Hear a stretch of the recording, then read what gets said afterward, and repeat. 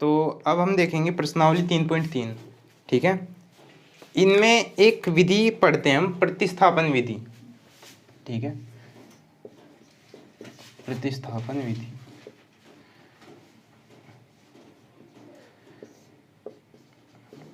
देखो ये जो समीकरण युग्म हमें मिल रहे हैं इस पार्ट में, तो ना हल करने के इस पार्ट में 2-3 तरीके हैं। ठीक है, पहला तो है ग्राफीय विधि, जो कि अभी आपने सीखा प्रश्नावली 3.2 में। दूसरा है विलोपन विधि, प्रतिस्थापन विधि,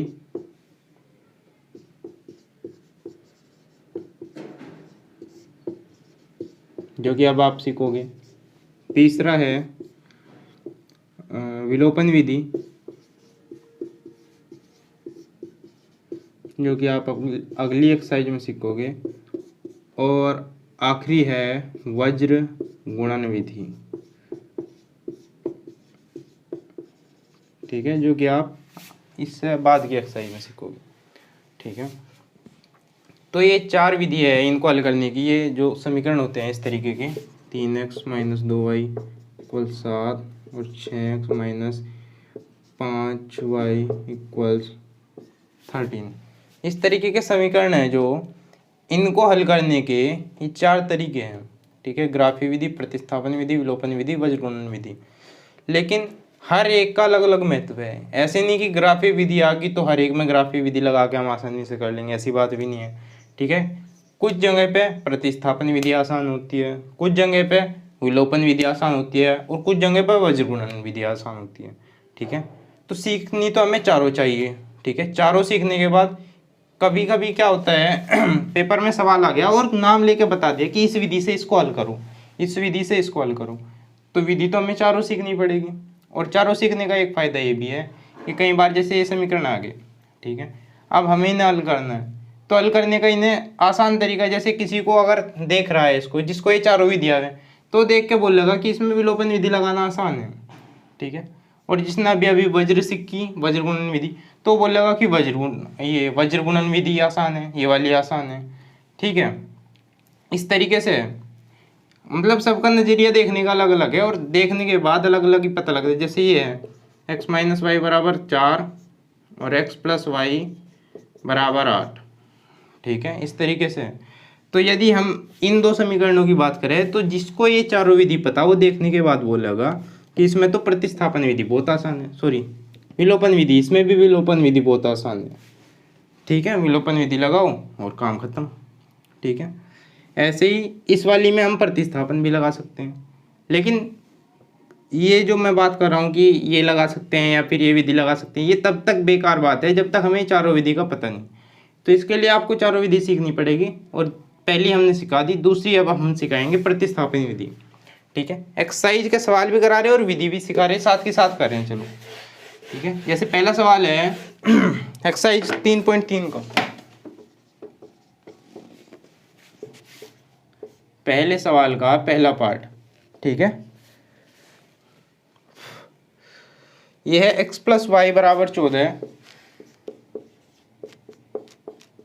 और दूसरा x - y = 4। ठीक है, तो देखो ये है हमारे पास दो समीकरण, पहला और दूसरा। प्रतिस्थापन का मतलब है एक चीज का मान उठा के दूसरी चीज में रख देना। ठीक है, यानी कि एक जगह से यदि हम यहाँ से x का मान उठा के इस समीकरण में x की जगह पे रख दें, तो हमारा एक चर हट जाएगा। ठीक है, और केवल एक चर में बचेगी। देखो अभी ये दो चर में है। ठीक है, यदि केवल एक चर में होती इस तरीके से x + 5 = 14, मान लिया इस तरीके से होती, तो यहाँ तो करना बहुत आसान था। x बराबर क्या हो जाएगा, 5 यहाँ पे प्लस में, उधर जाकर माइनस में, 14 - 5 x = 9। यानी कि यदि एक चर में हो तो करना बहुत आसान हो गया, लेकिन जब दो चर में है तो यहाँ पे कैसे बतावे, x = 14 - y हो जाओ, तो y का ऐसा मान बताओ। ठीक है, जो x को भी सेटिस्फाई कर दे, इस वाली में भी। ठीक है, तो इस तरीके से करने के लिए क्या करेंगे हम कि एक समीकरण से दोनों में से कोई से भी किसी, या तो x का मान निकाल लेंगे या y का, दूसरे के पदों में, y के पदों में। ठीक है, जैसे पहले समीकरण से इस तरीके से लिखेंगे, समीकरण 1 से यदि हम समीकरण 1 को लेके चले तो x का मान देखो, x को यहीं रहने दिया, y को इधर लेके बराबर के इधर, तो 14 तो पहले से ही है और माइनस वाई हो गया, ठीक है, प्लस वाई से उधर जाके माइनस वाई हो गया, यानी कि हमारा बन गया x बराबर 14 माइनस वाई, ठीक है। और इसी का मान, ठीक है, हम दूसरे समीकरण में रखें, यानी कि जिससे हम निकाल ले उससे दूसरे में रखना पड़ेगा। यदि उसी में रख दे तो 0 0 हो जाएगा, ठीक है, कुछ नहीं पता लगा, x से x कट जाएगा, y से y कट जाएगा और कुछ नहीं बचेगा हमारे हाथ में, ठीक है। तो क्या करेंगे हम, जिससे निकाले, यदि इससे x का मान निकालते तो फिर पहले वाले में रखना पड़ता है x की जगह, यहाँ से x का ये आ गया 14 माइनस वाई, ठीक है। इसको यदि आप समीकरण 3 मान लो तो क्या लिखेंगे कि समीकरण 3 को समीकरण 2 में रखने पर, या फिर x का मान समीकरण 2 में रखने पर, ऐसे भी लिख सकते हैं। तो समीकरण 3 को, यानी कि इसको जब इसमें रखेंगे, इसमें रखने का मतलब है x है, यहाँ पे x की जगह इस बार 14 माइनस वाई रख देंगे, x की जगह क्या रख दिया 14 माइनस वाई, केवल इसकी जगह 14 माइनस वाई रख दिया हमने, और ये माइनस वाई तो है ही पहले से ही, समझे क्या, ये x माइनस वाई था बराबर के इधर, तो x की जगह हमने क्या रख दिया जो x के बराबर है 14 माइनस वाई, यहाँ पे रख दिया हमने 14 माइनस वाई, और फिर आगे क्या है माइनस वाई और बराबर 4, यानी कि बाकी चीज़ें सेम रख दी हमने, बाकी चीज़ों में कोई छेड़छाड़ नहीं की, कोई बदलाव नहीं किया। फिर क्या किया, 14 तो यहीं पे है, माइनस वाई और माइनस वाई कितने होंगे, माइनस 2 वाई बराबर 4। अब माइनस 14 को उस तरफ ले गए तो माइनस 2 वाई बराबर 4 और माइनस 14, ठीक है। तो इधर तो माइनस 2 वाई है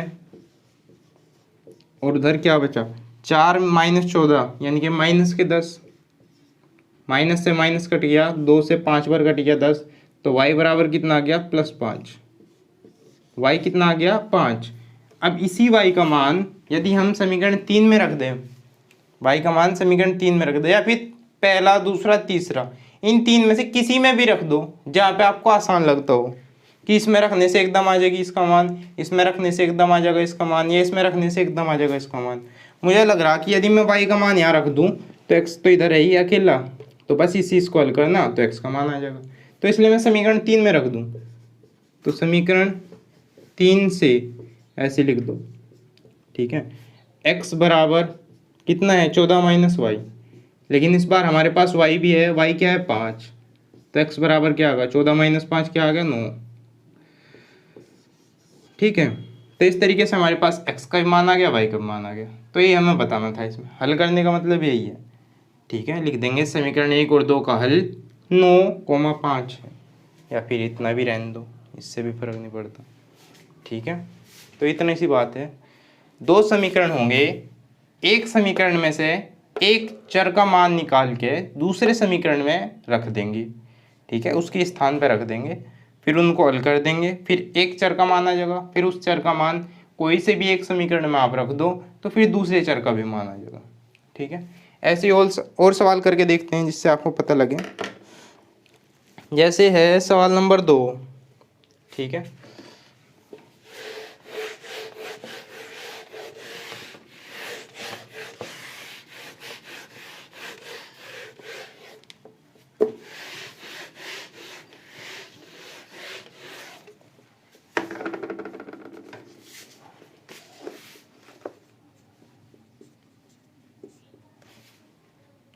s माइनस टी बराबर 3, ये पहला समीकरण हो गया आपका, और s/3 प्लस t/2 बराबर 6, ठीक है। अब सबसे पहले एक चीज़ सीखो, कोशिश करेंगे हम इन समीकरणों में बटे में कुछ ना हो, यदि बटे में कुछ है तो उसे हटाने की कोशिश करेंगे, क्योंकि बटे को यदि हम हटा दें, यानी कि ऐसे वाले आसान हुए इसके मुकाबले, आसान तो ये भी है लेकिन इसके मुकाबले ये ज़्यादा आसान है। जैसे अगर मैं बोल लूँ कि 7 + 3 है और 7/3 प्लस 8/5 है, तो अब ये वाला ज़्यादा आसान है, ये वाला आसान तो दोनों है, 7 + 3 10, और यहाँ पे 7 × 5 = 35, 8 × 3 = 24, 35 और 24, और बटे 5 × 3 = 15, तो कितने होंगे 5 × 4 = 9, 3 × 2 = 5 और 15, आसान तो ये भी है ये भी है, लेकिन ज़्यादा सुरक्षित कौन सा है हमारे लिए, बिल्कुल आसान है, 7 और 3 10। ठीक है, तो कोशिश करेंगे हम बटे से इसे ऐसा ही सिंपल बनाने की। तो कैसे बनाओगे देखो। ठीक है, वो तो पहले से ही है सिंपल। इसको देखें, जो भी हमारा बटे में है 3 है, यहाँ 2 है, यहाँ पे कुछ नहीं दिख रहा है, 1 है। ठीक है, लिखो ना लिखो उससे तो कोई फर्क नहीं पड़ता। तो जो भी बटे में है तीनों तरफ, उनका एलसीएम, 3 और 2 का एलसीएम क्या आएगा 6। एलसीएम यदि हमें डायरेक्ट निकालना हो कैसे निकाल लेंगे, जैसे ये है 3 और 2, तो जो बड़े वाला है उसका पाड़ा पढ़ना शुरू करो। ठीक है, 3 एकम 3, 2 से भी कटे क्या, नहीं कटता नहीं। 3 दूनी 6, 2 से भी कटे क्या, हाँ कट जा, 2 तिया 6। तो यही हमारा एलसीएम है। ठीक है, 6 क्या आ गया एलसीएम। अब 6 की गुना इस पूरे में कर देंगे, इधर भी इधर भी इधर भी, यानी कि 6 गुना S/3 प्लस 6 गुना T/2 बराबर 6 गुना 6। ठीक है, तो 3 से 2 पर कट गया, 3 दूनी 6, तो 2 गुना S 2S प्लस 2 तिया 6 3T और बराबर 6 छंग 36। अब इसको लिख लो समीकरण 2। ठीक है, अब ये और ये आसान हो गया। ठीक है, यहाँ से यदि हम समीकरण 1 से यदि हम S का मान निकाल ले, S बराबर क्या हो जाएगा, T इस तरफ चला जाएगा प्लस में, यानी कि T+3 हो गया। समीकरण 1 से S क्या आ गया हमारा T+3। अब इसी को हमने समीकरण 3 मान लिया। ठीक है, और इसी को हम रख देंगे फिर समीकरण 2 में। यदि पहले से निकाला तो 2 में रखेंगे और दूसरे से निकाला तो पहले में रखेंगे। ठीक है, चलो तो लिखेंगे समीकरण 1 नहीं, समीकरण 3 और 2 से, क्योंकि तीसरी और दूसरी का इस्तेमाल हम कर रहे हैं इसमें। तो समीकरण 3 को जब 2 में रखा, 2 किसका मान है हमारे पास, S का केवल। ठीक है, S को रखेंगे यहाँ पे। ठीक है, 2 गुना S क्या है हमारा T+3, 2 गुना T+3, पहले 2 की गुना में कौन था S तो इस बार S का मान है T+3, तो 2 गुना T+3 फिर प्लस 3T है, ये रहा, आगे का सेम उतारना बिल्कुल, और बराबर 36। ठीक है, अब इसको हल कर देंगे। तो 2 गुना T 2T प्लस 2 तिया 6 प्लस 3T और बराबर 36।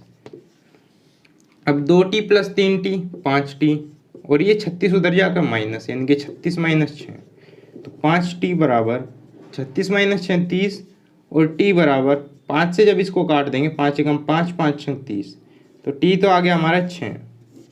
ठीक है, एक मान आ गया। अब इसी T का मान हम रख देंगे समीकरण 3 में। ठीक है, समीकरण 3 से देखो S बराबर क्या है T+3, यानी कि 6+3, क्योंकि T का मान क्या है 6, और बराबर क्या होगा S बराबर 6 और 3 9, तो S का मान 9 आ गया और T का मान 6 आ गया। ठीक है, तो इस तरीके से आपका दूसरा सवाल भी हो गया। ठीक, अब देखो सवाल नंबर 3। ठीक है, सवाल नंबर 3 है 3x माइनस वाई बराबर 3, और दूसरा समीकरण है 9x माइनस 3y बराबर 9। ठीक है, तो तीसरा सवाल तो बिल्कुल आसान है, पहले दूसरे की जैसे ही। ठीक है, आप कोशिश करिए इसे करने की, हम चौथा करा रहे। ठीक है,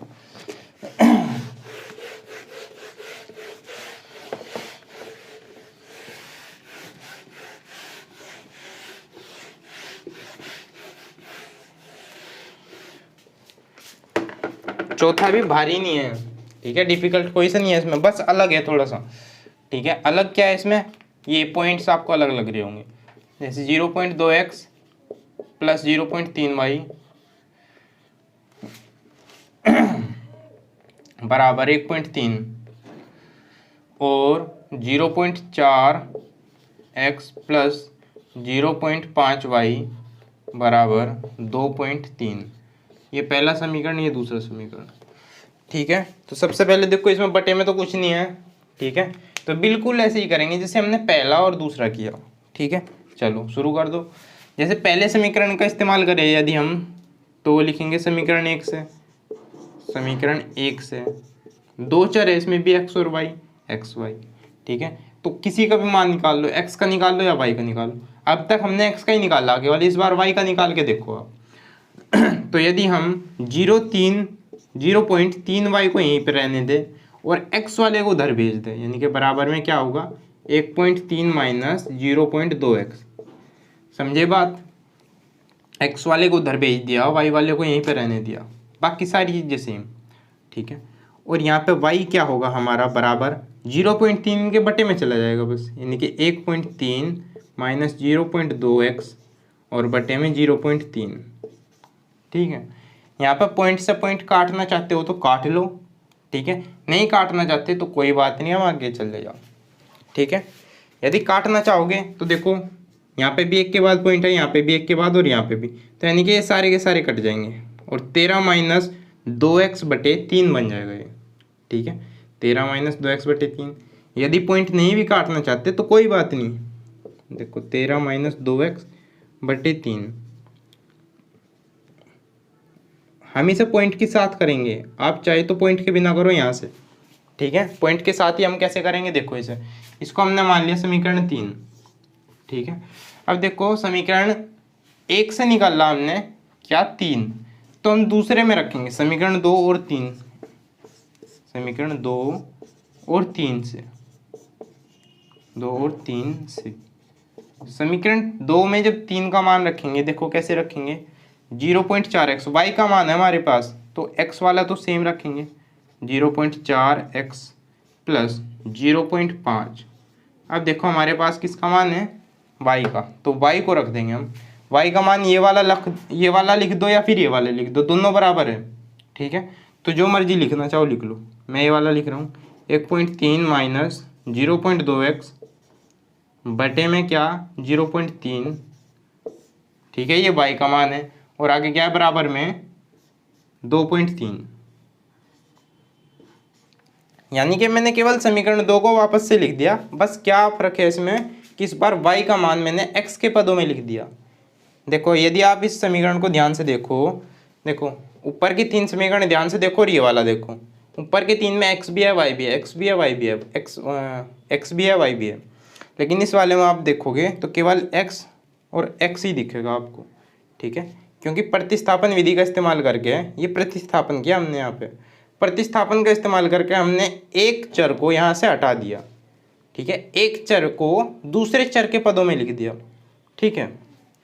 चलो आगे करो इसे जैसे बाकी सवालों में कर रहे थे, क्या 0.4x प्लस, अब देखो ये जो है गुना में है, यानी कि अंदर इसकी गुना होगी, तो 13 पंजे कितने होंगे 65, 13 पंजे कितने होंगे 65, लेकिन एक पॉइंट ए रहा, एक पॉइंट ए रहा है, यानी कि एक अंक के बाद यहाँ पे, एक अंक के बाद यहाँ पे है, तो 2 अंकों के बाद हो गया, तो 2 अंक ये हो गए और पॉइंट ये, और फिर प्लस माइनस माइनस, ऐसे ही 5 दूनी हो गया 10, 5 दूनी 10, लेकिन ऐसे ही फिर एक अंक ये रहा, एक अंक ये रहा, यानी कि 2 अंकों के पहले हो गया, और x बटे में कितना बटे में 0.3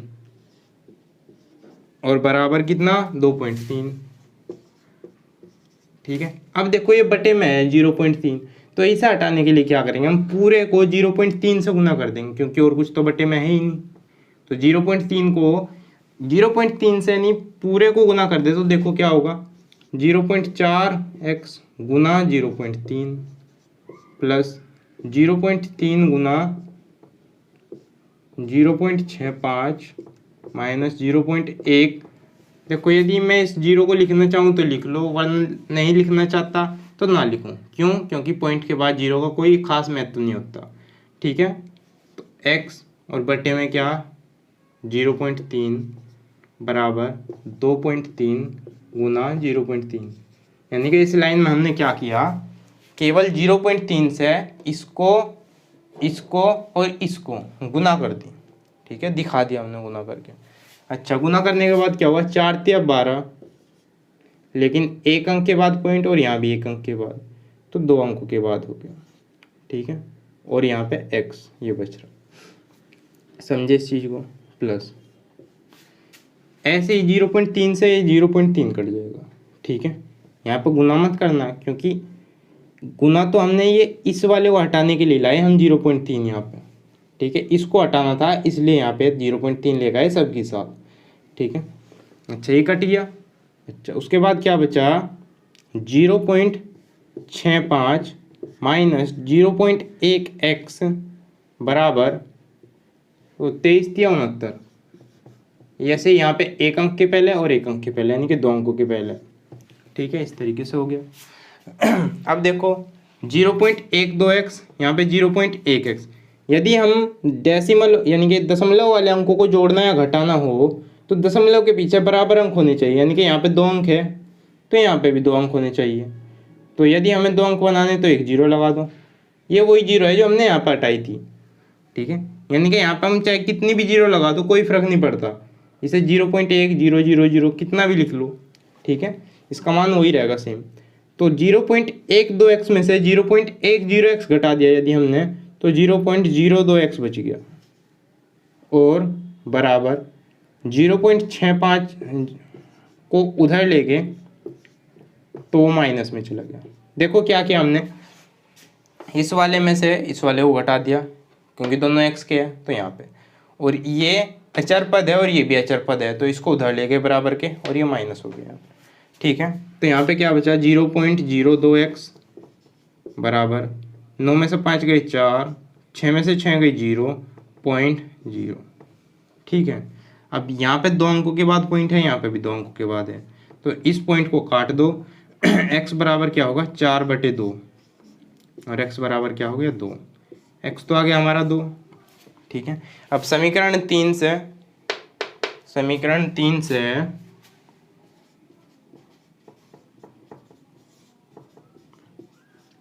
y भी आ जाएगा। y क्या होगा, y होगा 13 माइनस 2 गुना x यानी कि 2 और बटे में क्या 3, यानी कि 13 माइनस 2 दूनी 4 और बटे में कितना 3, 13 माइनस 4 9 बटे 3, तो y कितना आ गया हमारा 3 या 9 यानी कि 3, y कितना आ गया 3। ठीक है, इस सवाल को आप एक तरीके से और कर सकते थे, क्या, यदि आपको दशमलव से ज़्यादा ही परहेज है तो क्या कर सकते थे हम इस सवाल में, देखो कि यहाँ भी दशमलव है एक अंक से पहले, यहाँ भी एक अंक से पहले, यहाँ भी एक अंक से पहले, यहाँ भी एक अंक से पहले, यहाँ भी और यहाँ भी, तो हम इसको केवल दशमलव, यदि इस साइड की दशमलव हटा दे तो इधर की भी और इधर की भी इधर की भी, यानी कि सारी दशमलव कट सके थी।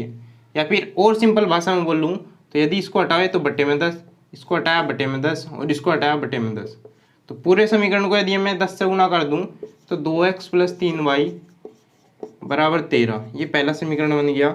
ऐसे ही नीचे वाले में 4x + 5y बराबर 23, ये ऐसा बन जाता दूसरा समीकरण। अब तो दशमलव का नाम भी नहीं है इस सवाल में, दशमलव का नाम तो नाम इसकी आत्मा भी नहीं है। पहले सवाल में और दूसरे सवाल में देखो दशमलव दिख रहा है कहीं भी, तो दशमलव के बिना तो बिल्कुल साधारण सवाल हो गया। ठीक है, और प्रतिस्थापन विधि से इसको हल कर दो। ठीक है, इस तरीके से भी कर सकते हैं, लेकिन यदि आपको दशमलव के साथ खेलने में मज़ा आ रहा तो ऐसे भी कर सको। ठीक है, मर्जी आपकी है, जिस तरीके से करना चाहो उस तरीके से कर लो। ठीक है, लेकिन दशमलव के साथ यदि आप कर रहे तो ध्यान से करना पड़ेगा थोड़ा, कि कितने अंकों के बाद पॉइंट आ रहा, इनकी गुना में ध्यान रखना पड़ेगा, माइनस में भी ध्यान रखना पड़ेगा, फिर जोड़ने में भी ध्यान रखना पड़ेगा। ठीक है, चलो अब है सवाल नंबर 5। सवाल नंबर 5 में क्या है, इसमें रूट आ गई। ठीक है, स्क्वायर रूट्स, वर्गमूल। ठीक है, वो भी देखो सवाल, इसे भी देख के कुछ बच्चे डर जा।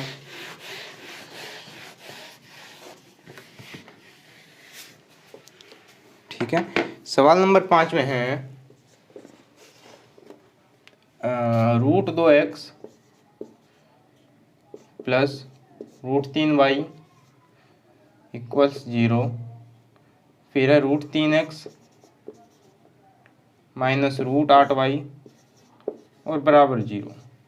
ये पहला समीकरण, ये दूसरा समीकरण। ठीक है, तो चलो पिछले सवाल में तो आपने दशमलव से बच गए थे आप। ठीक है, दशमलव लगाने की आपकी ज़रूरत नहीं थी। ठीक है, लेकिन इस सवाल में आप रूट से नहीं बच पाने। ठीक है, रूट का इस्तेमाल आपको करना पड़ेगा। ठीक है, तो रूट में देखो जो भी होता है वो इसी में बता देंगे। तो ये पहला समीकरण है, दूसरा समीकरण है। तो आप पहले समीकरण से निकालना चाहो किसी का मान x का y का, या फिर दूसरे से निकालना चाहो, जोन से ऐसा करना चाहो उससे कर लो। जैसे अब तक हम पहले समीकरण से ही तीसरा समीकरण बनाया, इसमें हम दूसरे समीकरण से बना के दिखाते हैं आपको। ठीक है, यदि दूसरे समीकरण से हमें बनाना हो तो समीकरण 2 से लिख देंगे। समीकरण 2 से हम √3 x को इसी तरफ रखेंगे और इस वाले को उधर ले जाएंगे, तो माइनस का है उधर जाकर प्लस का हो जाएगा, √8y। एक चीज़ ध्यान देने की जरूरत है कि x और y हमेशा रूट से बाहर होंगे। यहाँ पे x भी बाहर है, y भी बाहर है, x भी बाहर, y भी बाहर। ठीक है, तभी तो रैखिक समीकरण है। यदि ये रूट के अंदर चला जाए तो रैखिक समीकरण थोड़ी ना होगा। रैखिक समीकरण वही तो होगा जिसमें चरों की घात 1 होगी। यदि रूट के अंदर चला जाए तो इसकी घात तो 1/2 हो जाएगी, तो फिर ये रैखिक नहीं बचेगा। तो ये हो गया हमारा और ऐसे ही यहाँ से x का मान क्या आ गया, इम्प्लाइज √8/√3 और गुना में y। ये हमारा समीकरण 3 बन गया। ठीक है, अब समीकरण 3 को यदि हमने 2 से निकाला था तो समीकरण 3 का मान 1 में रखना पड़ेगा। ठीक है, तो समीकरण 3 और 1 से देखो समीकरण 1 में किसका मान रखेंगे, x का मान, तो √2 तो लिखेंगे ही पहले, और x क्या है, डॉट का मतलब यहाँ पे गुना से है। जब भी रूट आ रहे हो या फिर अलजेब्रा आ रहे हो, यानी कि बीजगणित आ रहा हो, तो वहाँ पे डॉट का मतलब हमेशा क्या होता है, गुना। ठीक है, √2 गुना x का मान, यानी कि ये वाला √8/√3 और गुना में y। ये तो √2 तो ये हो गया, x का मान ये हो गया कहाँ से, समीकरण 3 से, और प्लस फिर आगे का सेम √3y बराबर 0। अब ये देखो √2 गुना √8, जब भी रूट a की गुना रूट b में करेंगे, यानी कि रूट के अंदर 2 संख्या है तो रूट तो एक ही रहेगा, अंदर वाले गुना हो जाएगी ये भी, इस तरीके से बस। ठीक है, तो √8 गुना √2 क्या हो गया, √16, 8 दूनी 16 बटे में √3 गुना y प्लस √3y बराबर 0। ठीक है, अच्छा अब √16 को हम क्या लिख सके हैं, ध्यान से देखो, 16 किसका वर्ग हुआ है, 4 का। 16 किसका वर्ग हुआ है, 4 का। तो 16 को यदि मैं 4 स्क्वायर लिख दूं और रूट तो इस पे है, यानी कि √16 को मैंने √4 स्क्वायर लिख दिया। अब इस रूट से स्क्वायर हट गया तो केवल 4 बच गया। ठीक है, सिंपली ऐसे लिख लो। ठीक है, या फिर √16 को सीधा 4 लिख दो, 4/√3y प्लस √3y बराबर 0। ठीक है, अब इसे हल करना पड़ेगा। हल कैसे करेंगे, एलसीएम लेके। एलसीएम क्या आगा, यहाँ पे तो बटे में 1 है, यहाँ पे √3 है, तो √3। ठीक है यदि आप एलसीएम लेने से बच रहे हैं, जिस तरीके से पीछे हमने सवालों में किया कि बटे वाले को हटाना हो तो क्या करेंगे, नीचे जो भी है उसके एलसीएम से पूरे में गुना कर देंगे। यानी कि √3 से यदि हम इस पूरे को गुना कर दें, √3 की गुना पहली चीज में करी 4/√3 में, 4/√3 गुना y प्लस ऐसे ही यहाँ पे भी √3 की गुना कर दी, √3 गुना √3y बराबर 0 गुना √3।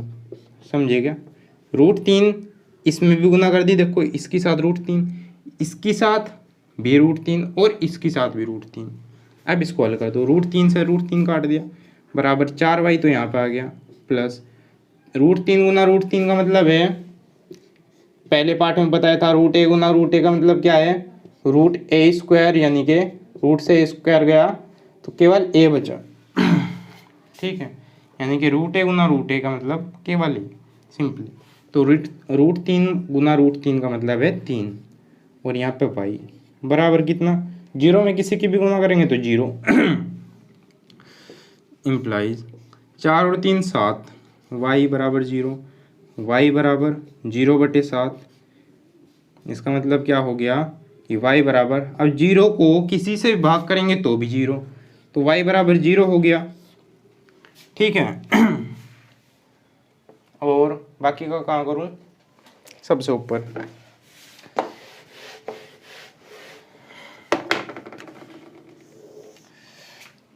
यहाँ से यहाँ पे, y तो आ गया हमारा 0 वो रहा, ठीक है। अच्छा, और x आ गया यहाँ पे, यानी कि समीकरण 3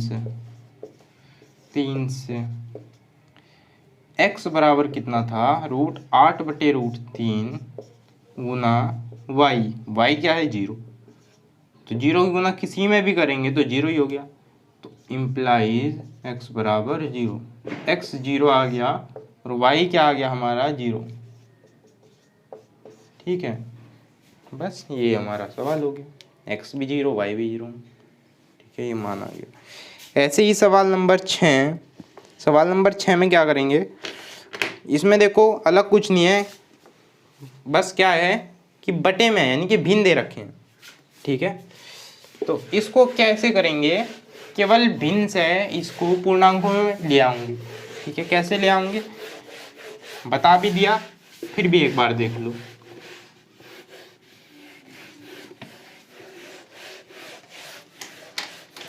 ठीक है, तो देखो छठा सवाल, 3x/2 माइनस 5y/3 बराबर -2 और x/3 प्लस y/2 बराबर 13/6।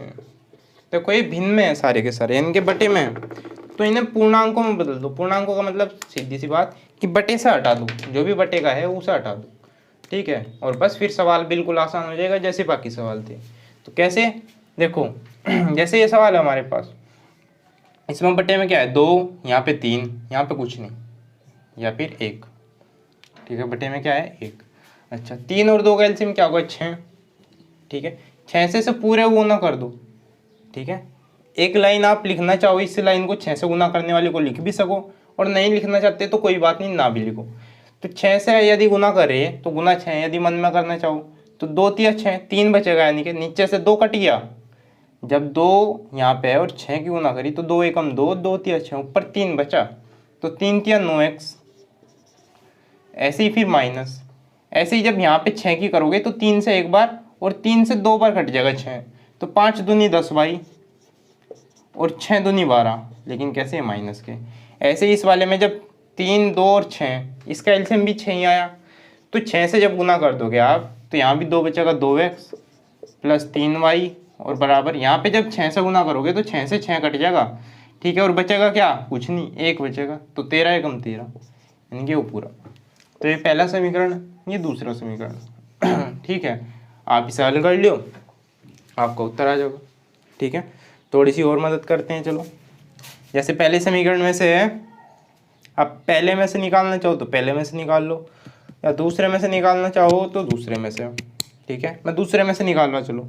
समीकरण 2 से, समीकरण 2 से आप किसका मान निकाल लो, x का मान निकाल लेंगे, तो 2x बराबर 13 - 3y, ये 3y को इधर लेके y वाले को, तो यहाँ से x कितना आ गया 13 - 3y/2, ये हमारा तीसरा समीकरण बना लिया हमने, ठीक है। अच्छा, अब समीकरण 3 को किस में रखेंगे, जब 2 से निकाला तो 2 से जो दूसरा बचा, 2 से तो हमने तीसरा निकाला, तो इसलिए हमें तीसरे को पहले के साथ रखना पड़ेगा। तो समीकरण 3 और 1 से, 3 और 1 से 9, किसका मान निकाला हमने x का, यानी कि 9 के साथ x में जो है x की जगह इसे रखेंगे इस बार 13 - 3y/2 और -10y बराबर -12, ठीक है। हल करो, 13 नम्मा 117, ठीक है, और माइनस 9 × 27 y/2 -10y बराबर -12, ठीक है। 9 की गुना यहाँ भी कर दी और यहाँ भी कर दी, ठीक है। अब ये बटे में 2 फिर से है, तो बटे का 2 हटाने के लिए क्या करेंगे, पूरे को 2 से गुना कर देंगे। जब इस पूरे को 2 से गुना करेंगे, ठीक है, तो 2 से 2 तो कट जाएगा, ठीक है, यानी कि नीचे का 2 हट जाएगा केवल, और ऊपर कोई फर्क नहीं पड़ेगा। ऐसे ही यहाँ पे 2 से गुना करेंगे तो 10 दूनी 20y हो जाएगा, और बराबर ऐसे ही यहाँ पे करेंगे माइनस के 24 हो जाएंगे। समझे क्या इस बात को? नहीं समझे तो 2 से इसमें भी गुना, इसमें भी गुना और इसमें भी गुना, आप करके देख लीजिए एक लाइन। ठीक है, तो आगे देखो, ये जो है अचर पद, इसको तो इधर ले जाएंगे अचर पद के साथ, और जो चर वाले हैं सेम चर वाले, इनको करके देखेंगे। माइनस के 27 और माइनस के 20, माइनस के 47 y बराबर माइनस के 24 और माइनस के 117। ठीक है, तो माइनस के 47 y और बराबर माइनस के 24 माइनस के 117 कितने हो गए? माइनस के 141। ठीक है, तो y बराबर माइनस से माइनस कट गया। अब 47 से 141 कटेगा, देखियो 7 थे 21, 2 4 थे 12, 2 14, 47 थे 141 हो। ठीक है, तो y तो आ गया हमारा 3। ठीक है, y 3 आ गया तो y x भी आ जाएगा अब तो समीकरण 3 से, समीकरण 3 में x बराबर 13 माइनस 3y, यानी कि y का मान 3 थी, 9/2। ठीक है, 13 में से 9 गए 4/2, x बराबर कितना आ गया हमारा? 2 दूनी 4। ठीक है, 13 माइनस 9 बराबर 4 और बटे में 2। ठीक है, तो ये हो गया हमारा